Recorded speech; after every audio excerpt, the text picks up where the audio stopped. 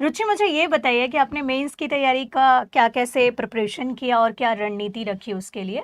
Ma'am mains का मुझे इतना पता था कि चूंकि इंटरव्यू हमारे हाथ में नहीं होता है, आप उसको प्रिडिक्ट नहीं कर सकते हैं कि इंटरव्यू में हमें क्या मिलेगा और क्या नहीं मिलेगा।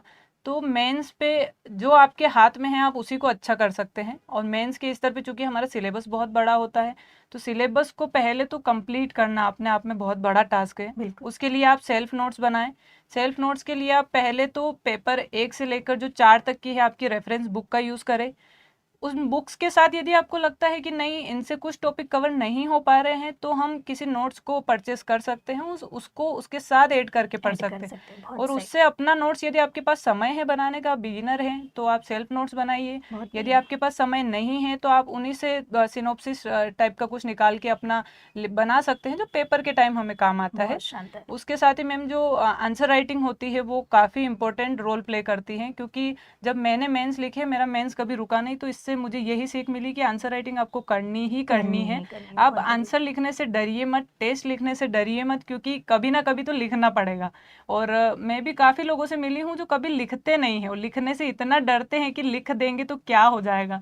कुछ नहीं होता है, ज़्यादा से ज़्यादा गंदा लिखेंगे आप सही है, बहुत लेकिन बढ़िया। लिखना सीख जरूर जाएंगे। और उसके साथ ही जब आप एग्जाम में अपियर होने जाते हैं तो टेस्ट जरूर लिखें। 35 से 40 टेस्ट आपको लिखने ही चाहिए जब भी आप मेंस लिखने जा रहे हैं। वो काफ़ी आपको हेल्प करते हैं, क्योंकि हम जब मेन एग्ज़ाम लिखने जाते हैं वहाँ पे हमें टेस्ट जैसा ही फील होता है कि हम टेस्ट लिख रहे हैं, ऐसा। तो ये चीज़ मेरे उसमें रही कि मैंने answer writing day to day की है। लगभग 1 साल तक मैंने रेगुलर आंसर लिखे हैं और उसी जी। का फ़ायदा भी मुझे मिला है। और मेरे मेंस में काफ़ी अच्छे नंबर है, तो ये उससे प्रमाणित भी होता है कि नहीं, मेंस ही हमारे सिलेक्शन जो का, है आधार है। आधार है। बहुत बढ़िया, और बहुत बढ़िया। मैम जो इसमें पेपर 5 और 6 की बात मैं करूं तो लोग इसको नेग्लेक्ट कर देते हैं, क्योंकि पेपर जो है वो कुछ हिंदी मीडियम वाले समझते हैं कि हमको हिंदी आती है, बहुत इंग्लिश बढ़िया मीडियम बताया। वालों को लगता है कि हम हिंदी शायद नहीं सीख नहीं की। पाएंगे उतना अच्छा, तो बहुत वो दूसरे शानदार। पेपर में एफर्ट लगाते हैं अपने।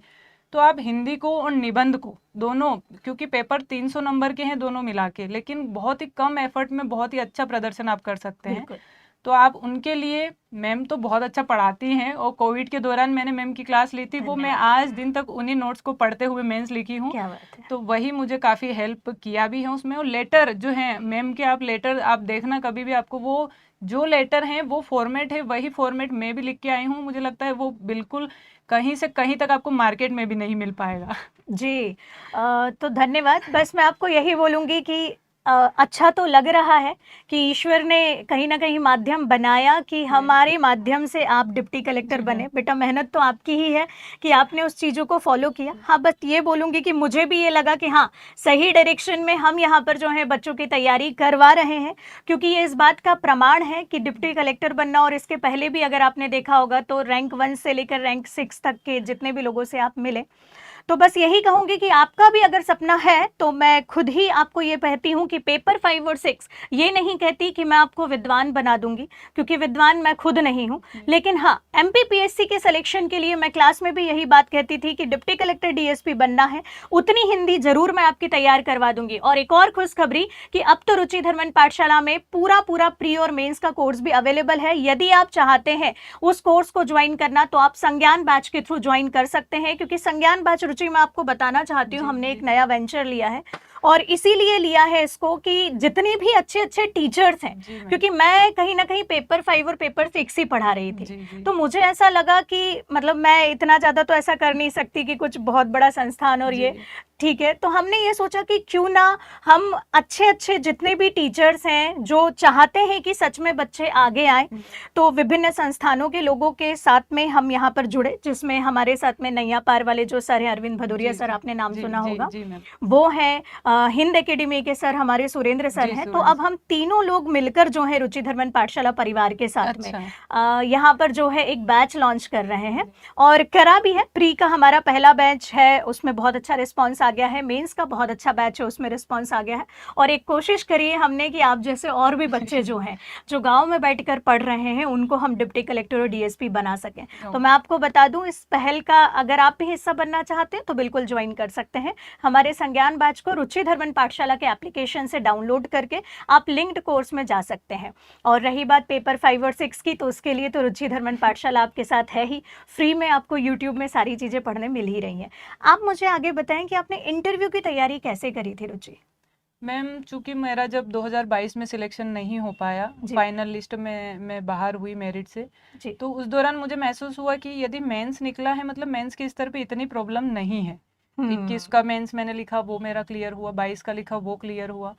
तो 22 का जब रिजल्ट आया तो मुझे समझ में आया कि कहीं ना कहीं दिक्कत हमें इंटरव्यू के स्तर पे है। बिल्कुल। तो जब आप असफल होते हो तो कई लोगों के फ़ोन आपको नहीं आते हैं, और कुछ ही चुनिंदा जो लोग होते हैं उनके फ़ोन आते हैं, और उस दिन मुझे सिर्फ एक व्यक्ति का फ़ोन आया। और ये मुझे मेरे मेंटोर हैं, उन्हीं ने सिखाया है कि आप अपनी कमियों पे काम कीजिए बजाय कि सिस्टम को दोष देने से। क्या बात है। तो ये चीज़ मैंने वहीं से सीखी कि मेरे इंटरव्यू के स्तर पे जो कमियां थी मुझे वो सुधारना है, क्योंकि मेरा 23 का इंटरव्यू कॉल आ चुका था उस समय तक। तो मैंने उसी को ध्यान में रख के 2 दिन मुझे ख़राब लगा, फिर तीसरे दिन से मैंने अपना प्रीलिम्स और वापस से पढ़ना शुरू कर दिया। और इंटरव्यू के आई स्तर पे थिंक उस टाइम पे तो सिर्फ मुझे लगता है 20 या 21 दिन का गैप था गैप रुचि। ही था, बिल्कुल मैम। प्रीलिम्स के लिए 20 ही दिन का समय बचा था, तो मुझे भी लगा कि यदि एक चीज़ तो मैं खो चुकी हूँ, मैं आने वाली चीज़ को नहीं खो सकती किसी भी स्तर पे। क्या बात तो है। मैंने वापस से प्रीलिम्स की तैयारी शुरू की, और इंटरव्यू कॉल था तो मैं इंटरव्यू की भी तैयारी चल रही थी साथ में। और मैंने अपने ही पर्सनालिटी में सुधार के लिए जितनी भी कोशिश हो सकती थी कि मैं कर पाऊँ, जितना मेरे हाथ में है मैं उतना कर सकती हूँ। बाकी आप इंटरव्यू को प्रिडिक्ट नहीं कर सकते हैं, बहुत ज़्यादा मॉक इंटरव्यूज़ पे भी आप उतना वो मत करिए कि जो उन्होंने बोला है वो वहाँ पे भी घटित हो, ऐसा ज़रूरी नहीं जरूरी है। नहीं, तो बिल्कुल। मॉक इंटरव्यू दीजिए, लेकिन अपने सुधार के लिए अपनी कमियों पे स्वयं मूल्यांकन कीजिए, वो ज़्यादा बेहतरी से आप उसका जो है निकाल पाएंगे सॉल्यूशन। क्योंकि मॉक इंटरव्यू में ऐसा होता है कि कई बार जो सामने टीचर बैठे हैं वो ज़रूरी नहीं कि आपकी मानसिकता से या आपकी जो सोच है उससे रिलेट कर पाए उतना अच्छा। जो मेन इंटरव्यू होता है वो काफ़ी कोर्डियल होता है, और मैं 4 इंटरव्यू के एक्सपीरियंस से ये बात बोल रही हूँ। तो आप इंटरव्यू को अपने व्यक्तित्व में सुधार आप शुरू दिन से शुरू कर देते हैं क्या जब बात सिविल सर्विसेज की तैयारी करते हैं, लेकिन कुछ कमियां जो हमें लगती है कि उन 20 से 25 मिनट में हमको नहीं करनी है, उनको ध्यान में रख के आप तैयारी कीजिए, डेफिनेटली सिलेक्शन होता है। क्या बात है। जी। एक बार फिर से पूरे रुचिधर्मन पाठशाला परिवार की ओर से और प्यारी रुचि की ओर से आपके उस मेंटर को धन्यवाद, क्योंकि 20 दिन पहले बड़ी अच्छी बात बोली जी, रुचि। जी। मतलब सच में ये बात होती है कि हम जब सिलेक्शन हो जाता है उसके बाद कॉल करते हैं कि कॉन्ग्रेचुलेशंस कॉन्ग्रेचुलेशंस।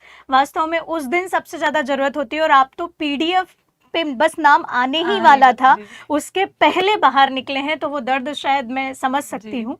और उस टाइम पर अगर आपने गिव अप नहीं करा है तो बहुत ही मतलब जो है आपके मेंटर की इतनी प्यारी डिप्टी कलेक्टर बनाकर आपने हमको दिया, बहुत बहुत धन्यवाद पूरे रुचिधर्मन पाठशाला परिवार की ओर से। जी मैम, थैंक यू। मुझे ये बताएं रुचि कि ऐसी कौन सी बात थी पूरे इस प्रिपरेशन के दौरान, सब्जेक्ट में ऐसे कौन से सब्जेक्ट्स थे जो आपको परेशान करते थे? क्या ऐसे कोई सब्जेक्ट रहे जो पूरे 1 से लेकर 6 तक में, या फिर अगर आप देखें प्रीलिम्स में, जो आपको ज़्यादा हार्ड लगे या परेशान करते थे?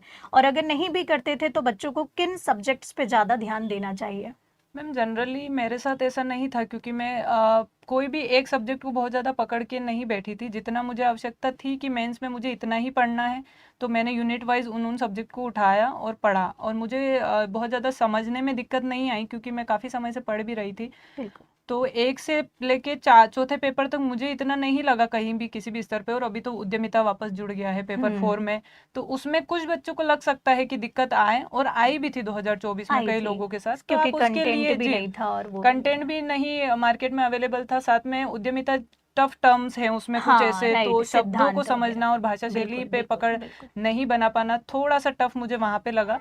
लेकिन प्रैक्टिस से वो चीज़ें मैंने डील की। लेकिन उसके साथ ही जो पेपर 4, 5 और 6 है वो काफ़ी स्कोरिंग होता है, बहुत बिल्कुल कम आप एफर्ट के साथ बहुत अच्छा उसमें आप नंबर गेन कर सकते हैं। जी। तो उन पे ज़रूर ध्यान दें, उनको पहले ही आप तैयार करके रख ले, उनको मेंस के लिए ना छोड़े कि जब हम मेंस लिखने जाएंगे तभी उनको तैयार करेंगे। हाँ वो आपके लिए कहीं ना कहीं मेंस से बाहर करने वाली चीज़ हो सकती है। तो आप बिल्कुल। 4, 5 और 6 को बिल्कुल से पहले से तैयार कर ले, जो नोट्स बनाना है, जो सिनॉप्सिस बनाना है, सब कुछ प्रिपेयर करके आंसर राइटिंग करके आप साइड में रख रेडी दीजिए। रख बिल्कुल, दीजिए। कि जब भी हमें मेंस लिखने का मौका मिले हमें उन पे काम ना करना पड़े। हाँ, बिल्कुल यूजुअली मैंने देखा है रुचि, ऐसा जी। होता है कि हिंदी मीडियम वाले बच्चे जो रहते हैं वो 5 और 6 को तो नेग्लेक्ट कर देते हैं, फिर बिल्कुल। लास्ट में एक मेंस देते हैं, फिर बाद में समझ में आता है अरे यार यही पेपर तो है जो मुझे आगे बढ़ा जी सकता है। मैम, मैं और जी मैम, मैं कई मेरे भी खुद के दोस्त हैं साथ में, तो मैं जानती हूँ कई लोगों को कि जिन्होंने मेंस लिखा है 2018-17 में भी, जी उनका हिंदी की वजह से